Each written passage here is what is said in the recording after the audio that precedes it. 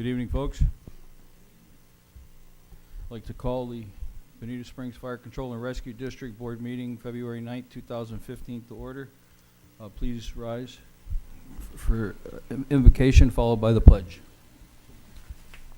We want to take a few moments of silence in memory of the 6 firemen who have lost their lives this past month.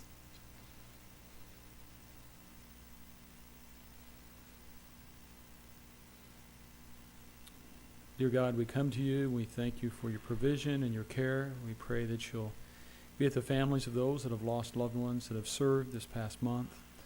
Lord, we pray you also protect and guide and watch over the firemen that serve here in Bonita Spring and their families. We thank you for their commitment and their dedication to keeping others safe and helping others.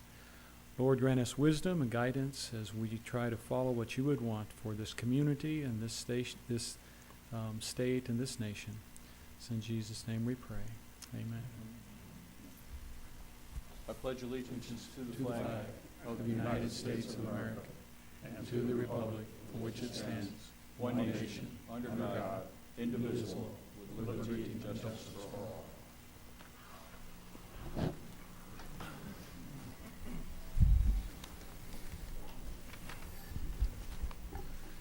Need an approval of the regular board meetings minutes from January 12th, 2015. I so move. I second it. All in favor? Aye. One motion for the financials, the January 2015 and current expenditures, the acknowledgement of January 2015 financial report, and the acknowledgement of wire transfers and transfers between accounts. So move. Second. Second. All in favor? Aye. Aye.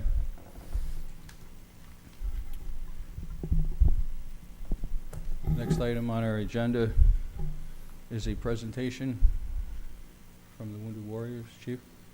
Yes, sir. I'd like to invite Mr. Van Sleet and Mrs. Patricia Ross. They are in the crowd this time. They'd like to make a presentation to the district.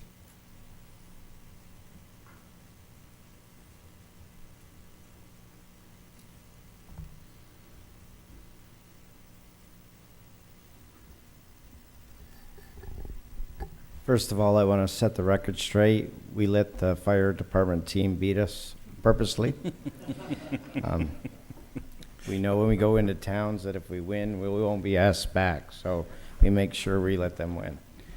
But no, in all seriousness, I met Patricia Ross through a neighbor of mine in Rapallo at the time and found out that she makes quilts and sends them to Landstuhl, Germany for troops that are sort of not rehabbing, but getting fixed quickly before they're sent back to the States. And she's done quite a few, and she said she'd like to make one for us, what we would like. And I said, I'd like to make a big one for our team, but I didn't want it personally, and it's very impressive. Months and months of hard work, and it's very large. I originally asked the city to hang it in their Bonita Springs City Hall or the rec department in Bonita Springs, but they've been around for a while. They just don't have much wall space. And then when I was having a beverage, water or Coke, I think it was, with Greg, he said that they had room out at the Station 4, the headquarters, and they'd love to hang it here. Very impressive. And so maybe if I get a couple guys, we can sort of show you what Patricia made, and then I know she wants to read something off it and then say something, but let's show you what she made first.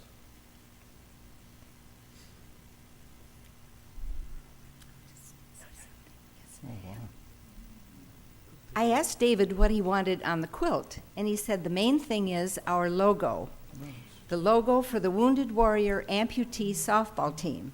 So I took the little logo off their pamphlet and made it 40 inches square. Around the logo is 2 different size stars, which in the quilt world are called variable stars. And around that, the red, white, and blue, the quilt pattern is called the log cabin block. Beautiful. And it's an historic block that was developed during the Civil War in memory or in honor of Abraham Lincoln, and the red square in the middle of each of those blue and white blocks symbolizes the hearth of the log cabin in which Abraham Lincoln was born. So it's an historic event. The 4 sizes of stars in the outside part, those stars are different pattern. They're called sunray stars. So that's the quilt.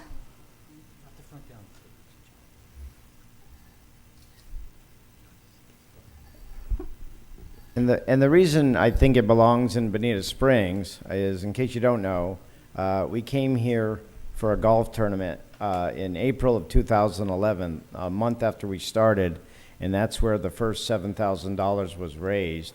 And then the first Veterans Day we came and played here was Veterans Day in November of 2011.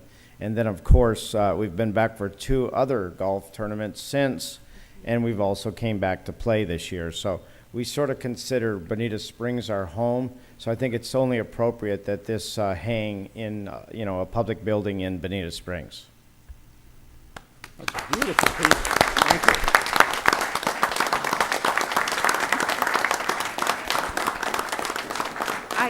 Thank you. I want to read to you the dedication that I put on the back of the quilt.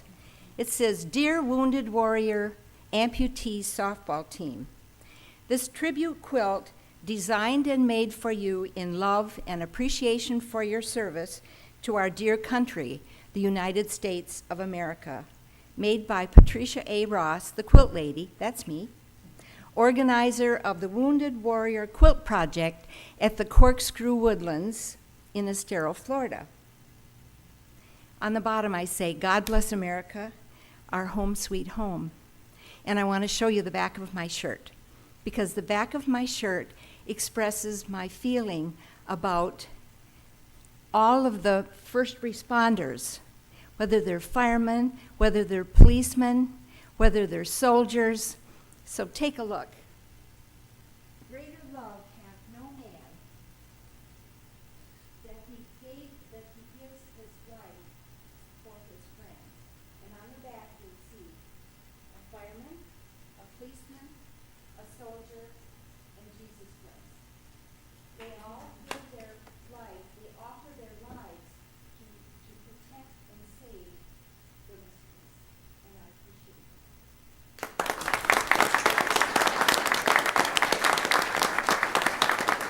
So thank you, Bonita Fire Control and Rescue, for letting us display this and hang this. It's basically going to be here forever. And then next time the team comes in, I'll bring the team over and we'll get some nice photos with Patricia and the quilt and give you a little more PR for there. Just in case you don't know, we've been to 31 states, 104 cities, not including the cities that we've gone to many times before. Been in Sports Illustrated, ESPN, HBO Real Sports with Brian Govell twice, People Magazine, and so on and so on and so on. So, and I live here now, so that wall looks good. I want to add one more thing. The Wounded Warrior Quilt Project at the Corkscrew Woodlands, this is our 6th year of working, and this year our goal is 150 quilts. We have already sent 95 quilts to the Landstuhl Regional Medical Center at the Ramstein Air Force Base in Germany, where the wounded are taken first. This is our mission.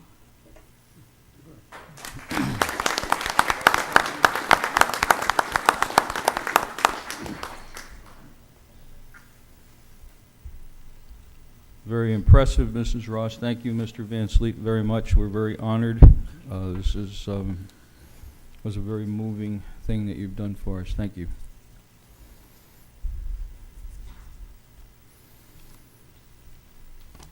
Now the real business is over with. I think we're going to leave. You guys can Not at all. We'll take a minute so everybody can leave. Thank you all for coming.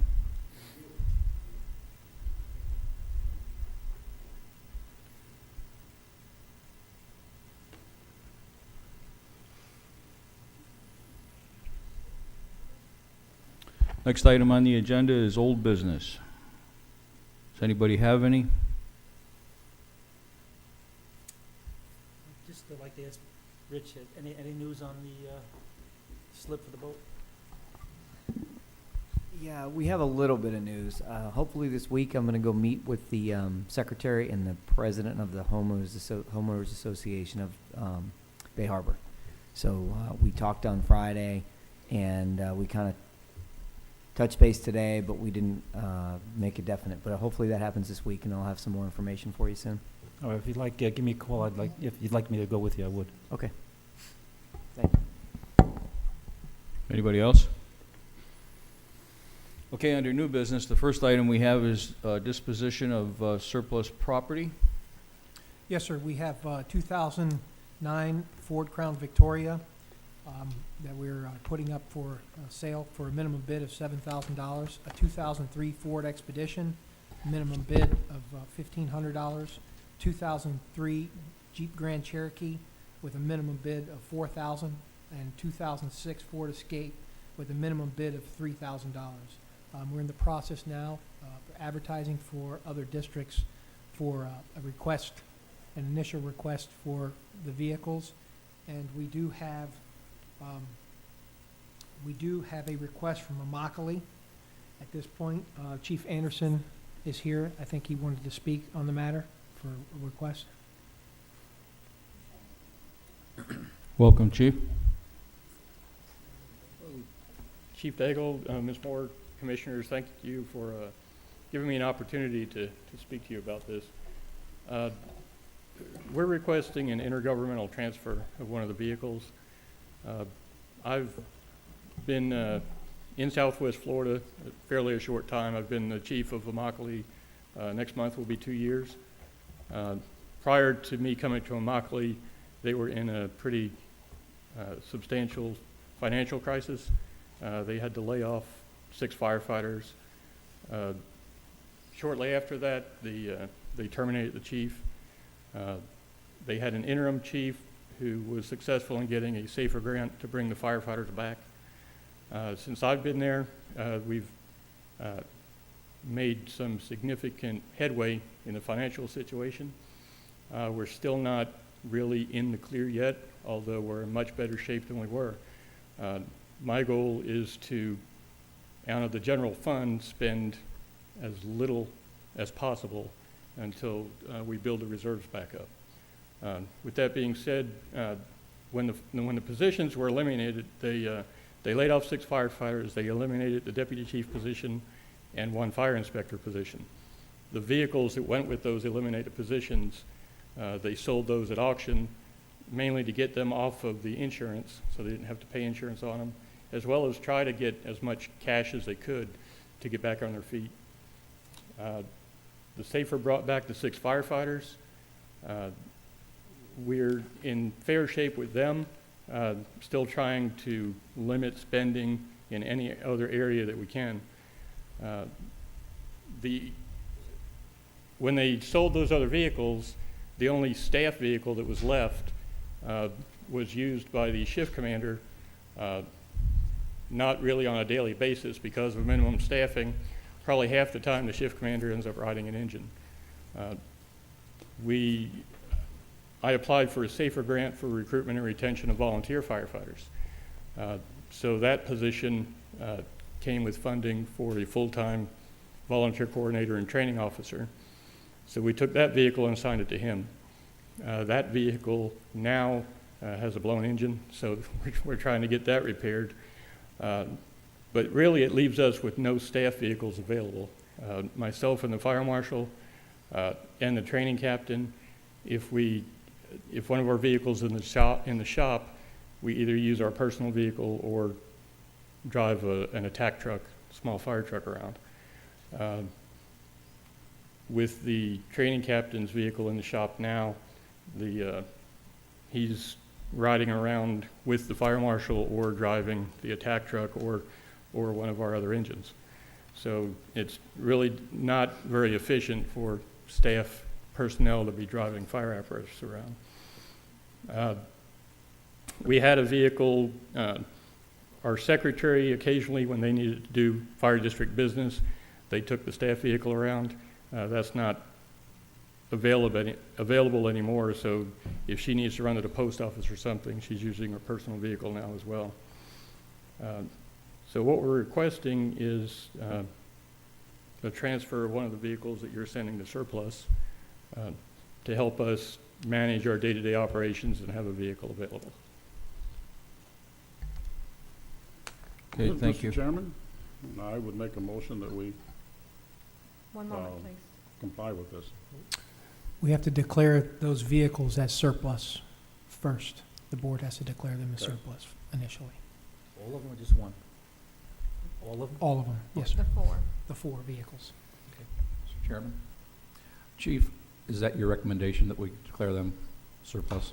They should be declared surplus, yes, sir. That Thank would be you. my recommendation. Let's get a motion first to declare these vehicles surplus. I make a motion to declare these vehicles surplus. I'd second that motion. Okay, all in favor? Aye. Now we have to have some discussion on, as this is virgin territory for us, we've got to have some discussion on, Yes, Director Roman wanted to make a few comments. As in the past, we used a blue book and we came up with a minimum bid. And that's what we offered to other districts. We gave each vehicle a value and we asked, and that closes on Friday. Chief Anderson did send his request in. In the past, the procedure has been to offer to other districts, and then if we do not get any bids, then we offer it to the public at the same minimum bid. The only vehicle we can't do that with this year is a Crown Vic because it's above $5,000. It will go to a legal ad in the paper. so this is still open until Friday, so a decision shouldn't be made now until we find out whether we get a bid on the vehicle. Well, it's open till Friday. The board can do whatever the board would like to do at this point. I'm not clear on that. We're not allowed to do anything until it's clear, until that bid period is over? No, that's just what we've chosen to do in the past. We've never had this type of request before. So if we make a motion to go along with the chief's request, we can do that? Yes, I would like some stipulation if we happen to get bid from another district, what happens then? Because it is open till Friday. Well, it seems to me that, and I don't know how you feel about it, but it seems to me if the process, the legal process, is open until Friday, I don't think we should do anything until till at least the bidding closes on Friday. I mean, we're in a position where I know when we bought new vehicles, we budgeted something for some of these vehicles that we knew we were going to get some money out of them. And if I think it's our obligation to the taxpayers to, if we can get something for it and somebody makes a bid on it, I think we have to do that. If at such point nobody has given a bid, then I think that we'd be, totally justified in doing it. But I think that I think personally feel pretty strongly that we should wait till Friday to see if any bid comes in on the vehicle. Mr. Chairman, can we make the motion to approve this contingent upon no other offers? I see no problem with that. Does anybody have a problem with that? Not at all. I'll make that motion. I second it. Any further discussion? All in favor? Aye. Aye. Can we get, sir, if we could get a roll call vote? We've had some trouble discerning Okay. individual votes. Commissioner McCourt? Aye. Commissioner Murphy? Aye. Commissioner Forbes? Aye. Commissioner Casilla? Aye. And aye for myself. One more thing, we need public input on this item. Any public input on this?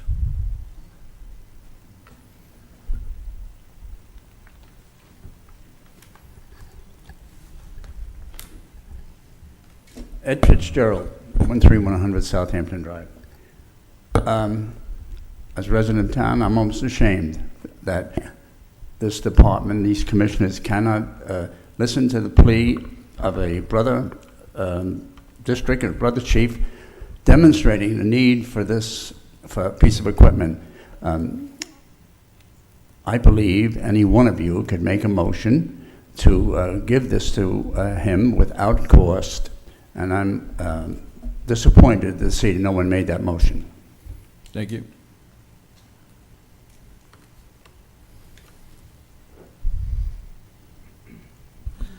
Deborah McLean, publisher of the Banana Peel.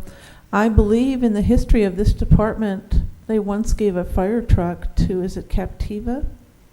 And I think that this is not an unusual request when one fire district needs help from another. Cities help each other, people help each other. Our CERT team and our firemen cross into Collier all the time, and Collier crosses into Lee. So this is not a big ticket item. There is an obligation to explain it correctly to the taxpayer. So I agree with this, and I think it's the right thing to do for the Immokalee Fire Department. Thank you. Any further comment? So if we receive no bids on Friday, it's theirs. Chief, I'll be in contact with you. Okay, thank you. We Thank appreciate you. it. Thank you. Thank you, Chief.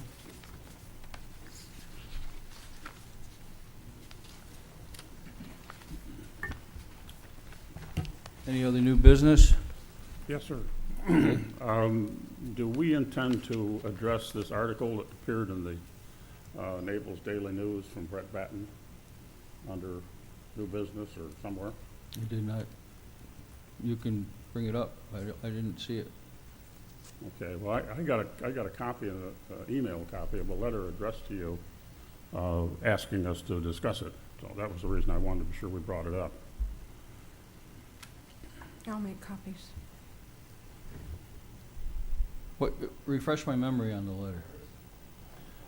I believe the letter was from the Taxpayer Action Group, calling attention to this article and asking us if we would discuss it. Everybody Well, else know what he's if talking you don't about? recall, that's okay. I haven't seen it either. Do anybody else know what he's talking about? No, I haven't seen anything. I have not seen it. Okay, I'm sorry. I just assumed everybody got one I got. So, I was out of town. I think, just to back up a little bit, Chairman Lohan, you encouraged us all to take this education, I guess it was, we call it, at the Yes, sir. Association of Directors, or whatever it was. Mm-hmm. One of the things that we all, 4 of us attended that last week, and one of the things that they talked about was public relations, about how to handle our public relations, build our image, do all of these kinds of things. The point was made very strongly that if any negative public relations appears, that we should address it immediately. Sure. And bring it out in I've the open and so on and taken so that forth. class. So- That's why there were 4 So of you there. that's the reason I'm bringing it up, because Sure. you encouraged me to learn that a couple Oh, I of weeks ago. understand that. So now I'm ready to go, okay? The reason that there was 4 of you there and not 5, I was there for the general meeting, but I've taken that class and have my certification in that already. So I'm sorry, I'm not hearing you. I said I have already taken that class and already have the certification for it, and Okay. and have been recertified for the next 3 years. Yeah. And there is some certain continuing education requirements that I have, but that was not one of them. Mhm. That's why I did not sit through it again. I've been through it 3 times, so. But I'm not criticizing you, Right. believe me. I'm just telling you that that was something that we learned, I think, as a Sure. result of that we should address these things immediately and not let them fester, if you will. The article points out, or tends to point out, some discrepancies in the previous election. And I think the Taxpayer Action Group, Mr. Pure's group, is recommending that the State Election Commission take a look at it. And I would suggest that that would be a good idea, because it's certainly going to clear the air, and I think the sooner we do it, the better. And This is I'm reading this now. Okay. This is the first time I've seen this, so I was not aware of this letter. what he's suggesting is that we ask the Election Commission to take a look at it and give us a report. Is there something here, or is there nothing here? I got a couple of questions about it as soon as the article came out, and I just deferred trying to answer them until I had a chance to talk to the group here.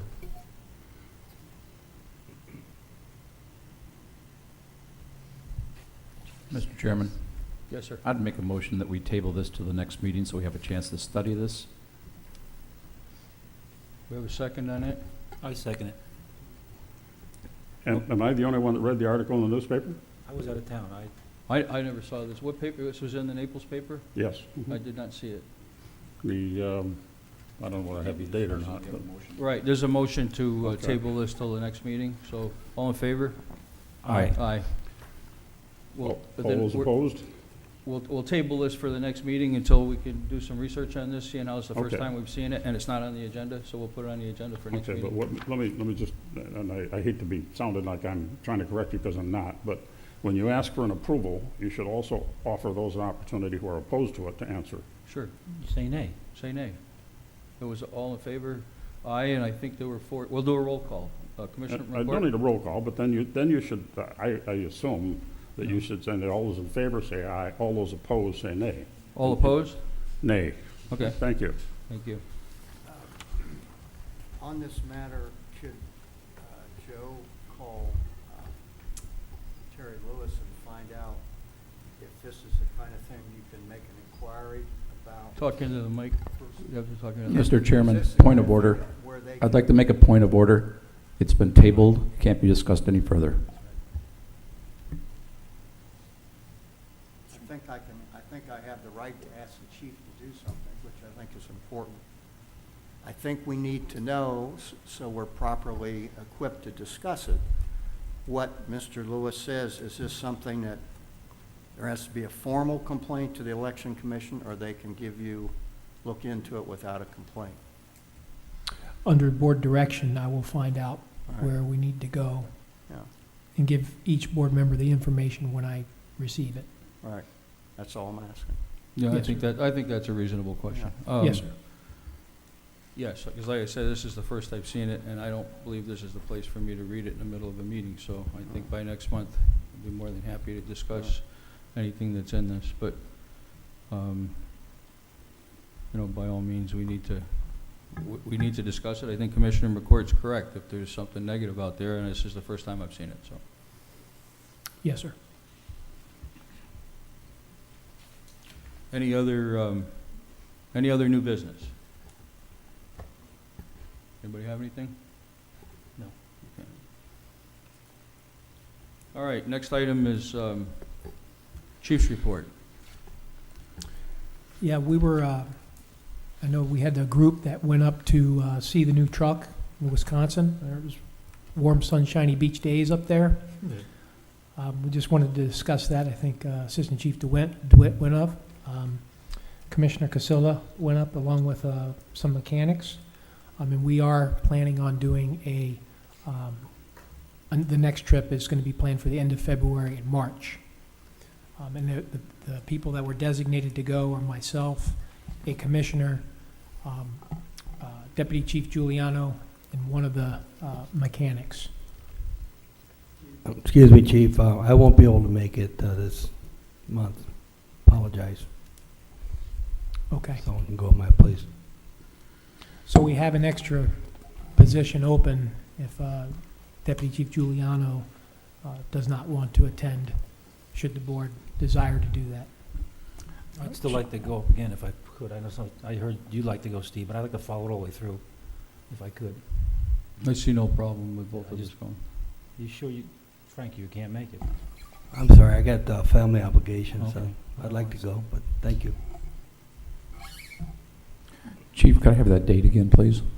We haven't firmed up the date, and I believe it's going to be the beginning of March, at the earliest, end of February, at the latest, March.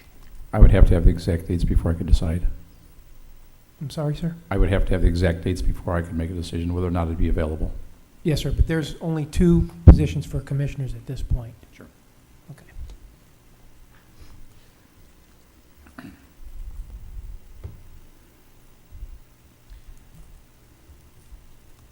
Next on my report, if I could have Assistant Chief DeWitt please pull up the station upgrades. If we get some lights, I don't know if you could see that on your screen. I think Antonio's going to bring it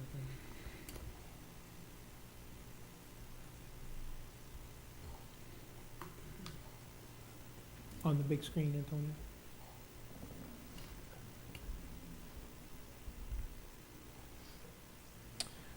Just so the board can see, when we initially started out, this is the way the station looked about after the last board meeting, I believe it was. So we the board decided that we would need to upgrade and take a look at this. This has been neglected for quite some time since the economic downturn, and I just wanted to, in case you haven't noticed when you pulled up to the station, some of the changes. These are the before pictures of the parking lot and the entrance way of the grounds here at Station 4. That was part of the bed. That's what we have done. That's part of the planters that we did with the remulching, and obviously the rock there for the drains. And this is I don't know if you can see too well, but that's what the blacktop, when we blacktopped the station, that was before the lines were put in. And that's what the lines put in. We still are in the process of getting a couple parking blocks that we have to put up there by regulations. So I just wanted to inform the board that this is the before and after pictures of what we've done to change the look of the fire station. Looks a lot better. Thank you, Greg. I also wanted to update the board that we have completed the hiring process. We have not chosen a firefighter at this point. However, we have done the test and we have completed the interview board. We did essentially a nationwide search. We sent it out on monsters.com, Tri-County area, all Florida, and we received 26 qualified applicants, in which we will choose one. That's in the process now, and that position is being filled from the retirement of firefighter Grant Wells that was presented last month with his retirement plaque. And we did address, remember to put my glasses on. We did address the trip for the next truck. And that is all that I have. Thank you. Yes, sir. Deputy Chief Giuliano.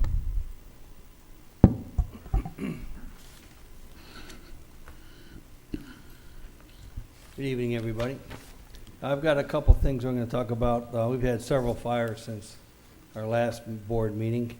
Actually, we had 9 in the month of January. And I just highlighted a few here. We had a trash fire and a garbage in a garage, on Lance Drive. That was at 3:12 in the afternoon, and 12 minutes later, we had a call come in as an alarm activation in Pelican Creek Circle. That turned out to be a grease fire on a stove. We arrived in the first incident in 4 minutes and 8 seconds, and the second in 5 minutes and 35 seconds. Our crews did a great job. Several days later, there was at 9 o'clock in the evening, we were dispatched to a structure fire. Came in as flames and smoke showing. Multiple occupants trapped on McKenna Drive. Our crews arrived to find an attached 2-car garage with heavy smoke and flame showing. Occupants had escaped and were out of the structure. Our crews did an excellent job again to get in between the fire in the garage and the structure, and they saved the structure. The first engine arrived in 5 minutes and 59 seconds. It's interesting to note, fire started in a 2001 Ford Expeditions cruise control that they had been recalling those trucks, and this one didn't get recalled. The guy didn't know about it, I guess. It was inside his garage and caught on fire, almost destroyed his whole home. Next, we have a kitchen fire in Tarpon Way. This happened a couple of days ago. Our crews arrived in 4 minutes and 59 seconds. It was a 2-story residential wood structure with smoke coming from the vent on the roof and the eaves. Our crews pulled a hand line, packed out with their air packs, and entered the front door from the 2nd floor. The home was full of smoke with no visibility. Engine 22 found the seat of the fire in the kitchen and put it out. The stove had been left on and caught the microwave on fire, extended into the cabinets above, and just started to enter the attic. Engine 23 arrived and entered the structure to do a search for the people and a dog, and found the dog alive. And there's a dog right there. Those are masks that we have for dogs for when they get smoke inhalation. So the dog's name is Lucky, and he was lucky then. The ceiling in the kitchen was pulled, and the wall behind the microwave was open to check for fire extension. Power was turned off. Crews entered the attic searched for extension. All fire was out, windows and doors were open during the operation ventilating the house. Battalion Chief Brown contacted the state fire investigator for an investigation of the cause of the fire. I think there was 2 of them that came out. You guys probably seen this on the news. Later that evening, we were dispatched to the same location for a structure fire. Engine 22 arrived on scene to find the home fully involved, venting through the roof. The occupants had escaped. They were inside. All extinguishment was done from the outside of the home. The roof collapsed and the floor burned through, making the structure too dangerous to enter. Major part of the fire was knocked down with hand lines, and Truck 25 then used its 2 bucket nozzles to flow water through the open roof. Other crews were also involved in protecting exposures. Once the fire was out, crews used hand lines to get to the hot spots from ladders and from a porch that wrapped around the side of the building. I think we put about 50,000 gallons of water in that structure. Last year, we ran 130 fire incidents. That's just better than 1 confirmed fire incident every 3rd day. However, most people aren't aware of the kitchen fires or the trash fires in the garage or some of the other small fires that occur in our community, because we arrived there in time to mitigate them before they destroy people's homes. It's important that we are able to reach a fire incident quickly. Like I showed you a couple months ago, you got your legacy fires and your new fires. The new fires are all toxic, made of plastics, turned right into gasoline. It doesn't take long, about 3.5 minutes for it to flash over. Where in the old days, it'd take up 29, 30 minutes. So we got to get there quickly. So that's why our fire stations are optimally located to provide minimal response time so we can get to the incident before it turns into a conflagration. Bonita Springs has a taxable value of about $8 billion. Last year, well over $41 million worth of our homes and businesses caught fire. Our fire losses were just over $3.8 million. So your fire department saved about $37.5 million, or 90.7% of the fires we ran out, we saved. So that's a pretty good record. Any questions from anybody? Thank you very much. Thank you.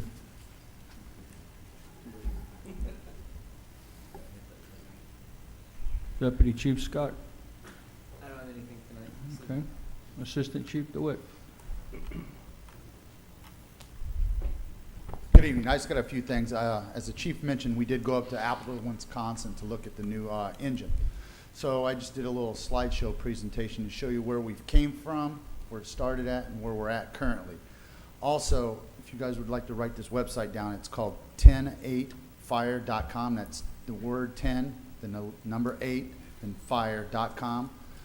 About midway through this website, you'll see a thing that says in production. If you pull it down, ours is the first one on there. And basically, it's a larger slideshow presentation of our truck from start to finish. From, as you see here, I like to make little puns everywhere. It says, in the beginning, there was aluminum and heavy steel. What you're seeing here is the framework of the actual and the front steering part of the engine itself that we are. This is actually our engine. This isn't a mock-up or a model or anything like this, but it is our engine that we're actually looking at. Then, like I said, this is aluminum. This is our pump housing and our pump panel, along with a couple of our cross lays. The actual box of the truck, the rescue box of the truck, you can see here, and here's where our cabinets are going to be. And our logo will go right here, and you'll see that a little bit later on. This is when the pump goes in, there's the actual pump, 1,500 gallon per minute pump that's going in the truck itself. The engine now, and I said, then there was paint. So this is the cab of the truck starting to get the paint put on it. The shell of the truck, or the rescue body of the truck, getting the paint put on it. You see the guys are all fully encapsulated in there when they're doing this painting. And then there was paint. And this is the color red, and you and I think about red, there's probably, 2 or 3 shades of it. But up at the factory, they showed us a wall, probably about the size of that map over there, with just the tones of red, different shades of red. So it's pretty impressive to see the different colors and the reds and what we've got. You think, hey, it's just a fire engine red. It's a little bit different. There's some paint and shelves. We've got shelves in all the compartments now. Then I said there was paint and shiny metal steel, which we got the diamond plate across the back, along the sides and our steps. more shiny, our steps going up into our cross lays, where our 5-inch is gonna go. Inside of our doors are all polished aluminum. I said, then there were roll-up doors in the interior, and this is the whole dash area of it. The roll-up doors themselves. Here's more of the pump panel, the officer seats, and these are the 2 back seats where the 2 firefighters are gonna ride facing forward. You notice a little piece of, they've got everything here, if you notice, is wired, and this is where our hand lights are gonna go also. And then we're almost finished. There it is in the shop itself. This is the day that we went in there and started looking at it and do some of the, I wouldn't call it final inspection, but almost final inspection. This whole back area is going to be chevron. This is called chevroning. That whole area is going to be chevron on both sides, that side and this side. It's a plate that they put on afterwards. And this is probably the only one and only time you'll ever see this truck with snow on it. But there it was when we got there. It was sitting outside, waiting for us to come and do some inspection of it. And that's it. Any questions whatsoever on the truck? Myself, Commissioner Casilla could probably answer it. Why did we pick Appleton? Are there other places where we could have had a fire engine? Yeah, there's other places throughout the country, from Suffins to E1 out of Ocala. We felt it, through the bid process, we felt that it was the best quality truck. It's the only place it's built is Appleton, Wisconsin. For that model, Pierce itself has probably 10 models, 15 models that they offer. 3/4 of them are built up in Appleton, Wisconsin, and probably 1/4 of them are built in Bradenton, Florida, which is another Pierce plant. But for the reputation, and we've had nothing but good quality trucks. The one that we're replacing it with is 14 years old. Had good history with them. Thank you. Greg, did the one we're replacing it, is it aluminum body as well? Yes. Okay. That's one of Pierce's, one of their traits, I guess you'd call it, is aluminum body and aluminum cab.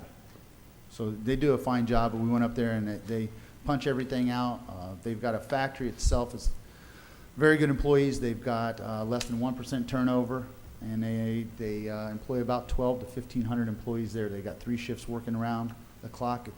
They told us they do about 1,500 to 1,600 fire trucks a year. They just got an order with 20 heavy rescues that are being built actually in the Bradenton one.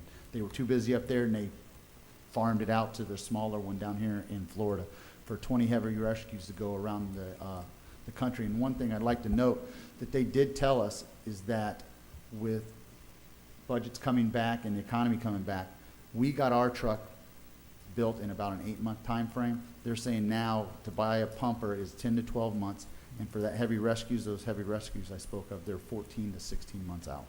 So, But yet they told us also it's 28 days. yeah, to Approximately build. 28 days when it's from start to finish being built.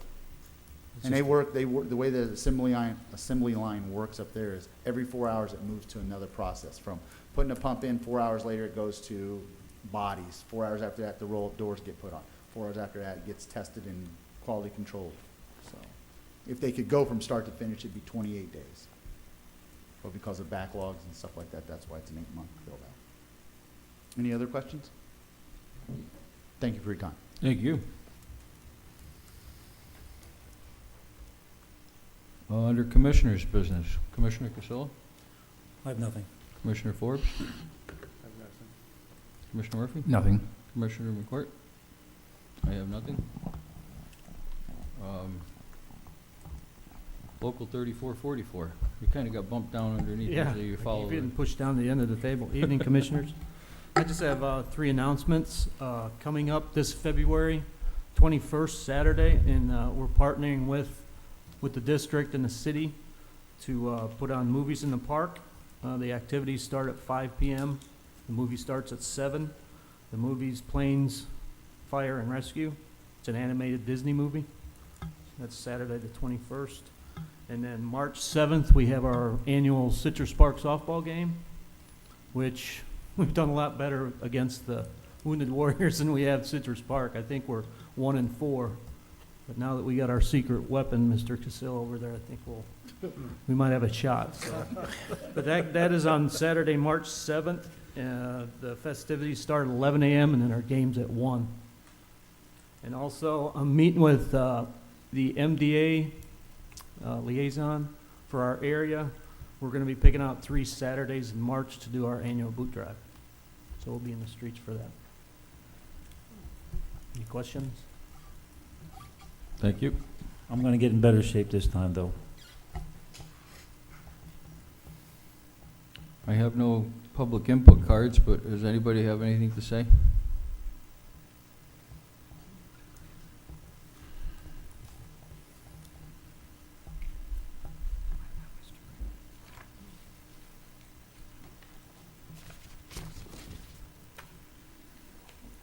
Ed Fitzgerald. Chief Juliana reports on a fire just Wednesday night on Tarpon Way. I had brought up a couple of years, matter of fact, 3 years ago, that area of town does not have fire hydrants. There was some discussion about, with BSU, who's responsible for putting in fire hydrants, by the way, that we would put hydrants in that area of town and other areas of town that were determined not to be, or to be inadequate size hydrants and mains. It's kind of disgraceful to think in Bonita Springs that there are areas of town that do not have hydrants. It's kind of disgraceful to think that I brought up 3 years ago that we should be putting hydrants in that area and have an agreement with BSU, and nothing happened. I've asked a couple of times what the progress was on an agreement to put the hydrants in, and the chief of fire prevention told me last time that he had a schedule or a map and they were going to do hydrants. I'm very disappointed to think that the Board of Commissioners hasn't taken some action to provide the citizens of this city with proper fire protection, and hydrants are part of it. I don't know what the distance was from this fire and the fire hydrant they hooked up to. I know it was around the corner and up the block, but it's a very, in my eyes, very good chance that the absence of the hydrant contributed to the loss of that building. Another factor, by the way, that fire was a rekindle, or was possibly a rekindle, which means they were there, extinguished the fire, left, and then later in the night they came back and the building was on fire in the same area. It's kind of disappointing. Very disappointed with the hydrants. I'm disappointed that none of the commissioners have picked up on it or speak of it, and doesn't show up on the agenda. Okay. One other comment, by the way. Chief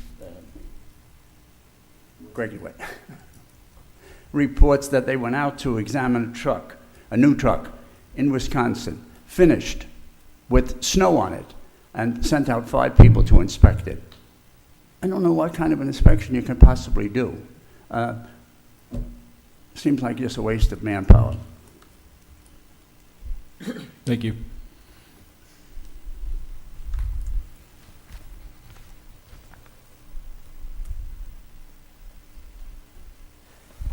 Deborah McLean, publisher of the Banana Peel. The Bonita Springs Utilities has a website, and the fire hydrants and the updating and enlarged pipes being laid in the older areas of the community. The schedule is there for you to review, and this was discussed in detail. Just review the minutes. This is what I really wanted to talk about.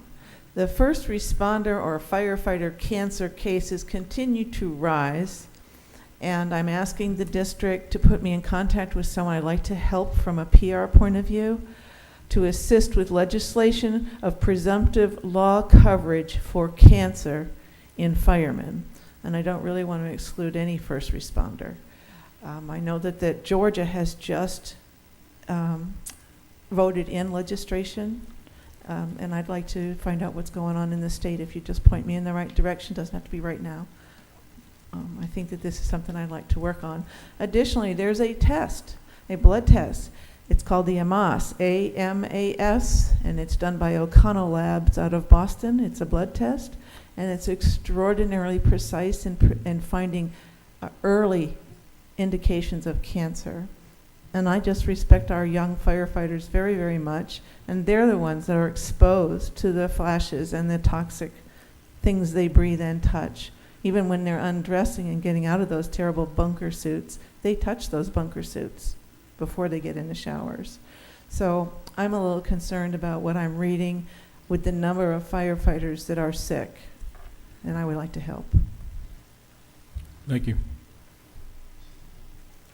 Any further public input?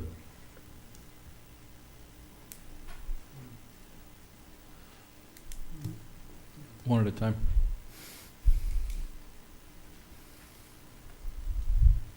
Commissioner Lohan and members of the board. I come here tonight thinking that maybe I could speak about the newspaper article, but you tabled that, so I'll save that until you make some sort of decision.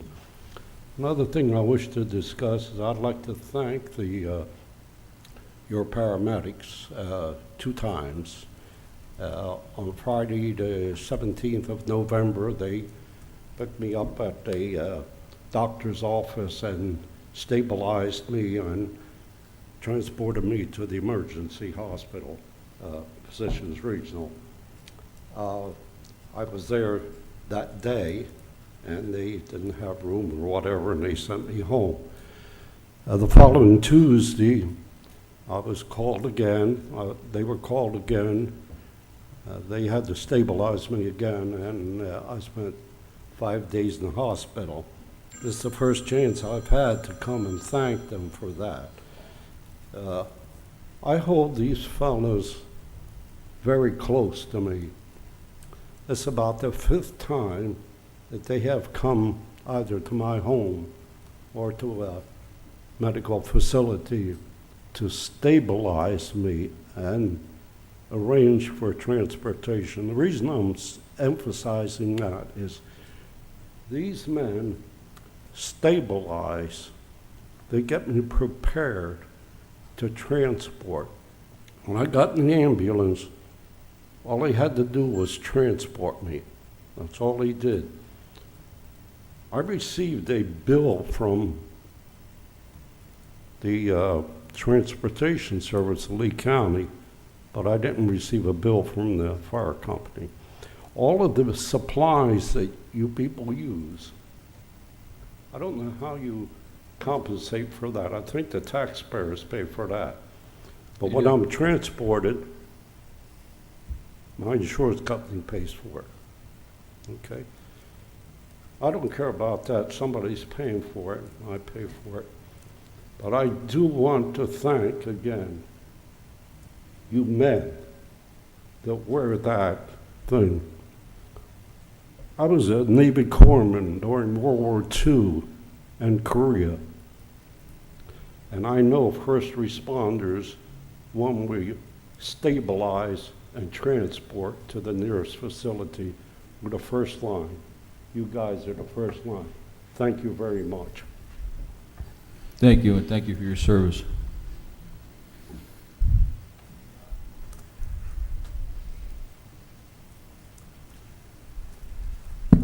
Ron Pure, Bonita Springs resident and member of Taxpayer Action Group. You know, I don't know how it is possible for you, Chairman, Mr. Chairman, to have not received either of the I'm not going to take emails. accusations. When I tell you I did not see it, I did not see it. 4 other members, well, fine. Do you open your email? I never got an email on this. Okay. I'd like to read the letter that has been discussed a bit tonight. It was to Dear Chairman Lowen, I hereby request that you place this letter on the agenda of your February 9th board meeting under new business and allow time for your board members to have a full discussion of its content. I request that your board vote to take whatever action they feel appropriate. It appears from the article in Bonita Daily News dated January 27th, the significant smoke has arisen surrounding the November 2014 fire board election. I am sure that you recognize where there is smoke, there is fire.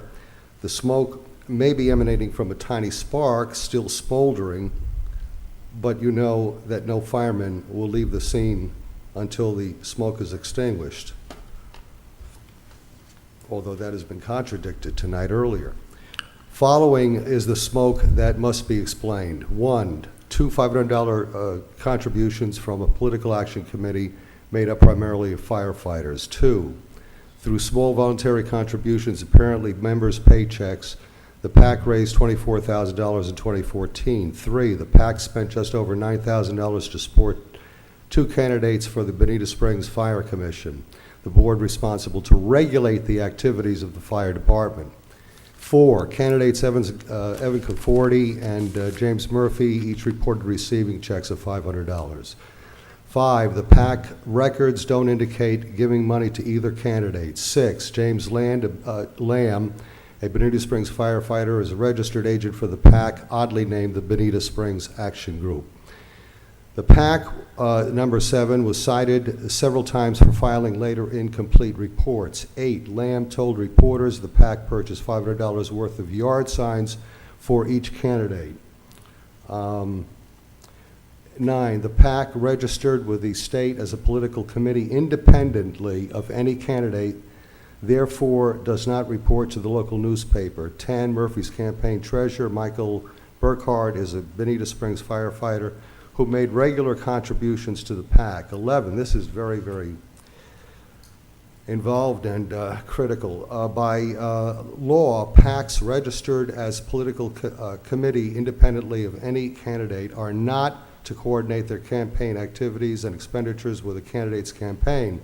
And more importantly, a political action group, would you let me go on here, Mr. Chairman?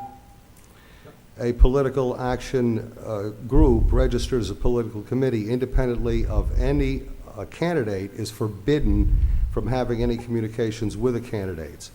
The federal and state election laws carry heavy penalty for even the smallest violation. The smoke has been reported to the state division, not the commission, but the division, and I underscore that there is a difference. State Division of Elections, because they are in a unique position to investigate this matter quickly and efficiently. I respectfully request that your board send a letter to Gary Holland, Assistant Director of the Division of Elections, encouraging him to investigate as soon as possible and advise your board if any further action is appropriate. On behalf of the taxpayers of Bonita Springs, whom you were elected to represent, I ask that you put this fire out quickly and efficiently so we can put it behind us and move forward. Thank you. Thank you. Any further comment? Meeting adjourned.